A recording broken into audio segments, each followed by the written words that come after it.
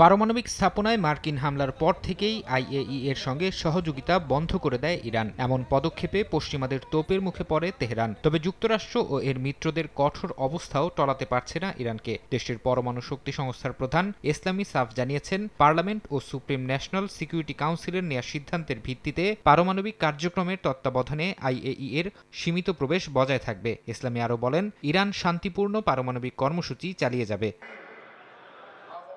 পশ্চিমাদের একের পর এক নিষেধাজ্ঞা আর পরমাণু কর্মসূচি নিয়ে হুমকি ধামকির মধ্যে বুধবার ইরানের মন্ত্রিসভার বৈঠক হয়েছে। বৈঠকে প্রেসিডেন্ট মাসুদ পেজেশকিয়ান বলেন, যুক্তরাষ্ট্র ও অন্যান্য বিদেশি শত্রুর ষড়যন্ত্রের বিষয়ে উদ্বিগ্ন নন তিনি। তার চিন্তা দেশের অভ্যন্তরীণ বিভাজন ও অন্যান্য বিতর্ক নিয়ে। তিনি সতর্ক করেন, ধ্বংসাত্মক সমালোচনা ও অতিরিক্ত নেতিবাচক মনোভাব জনগণের আস্থা ক্ষুণ্ণ করতে পারে। পেজেশকিয়ান সবাইকে ঐক্যবদ্ধ হয়ে ইতিবাচক পদক্ষেপ নেওয়ার আহ্বান জানান।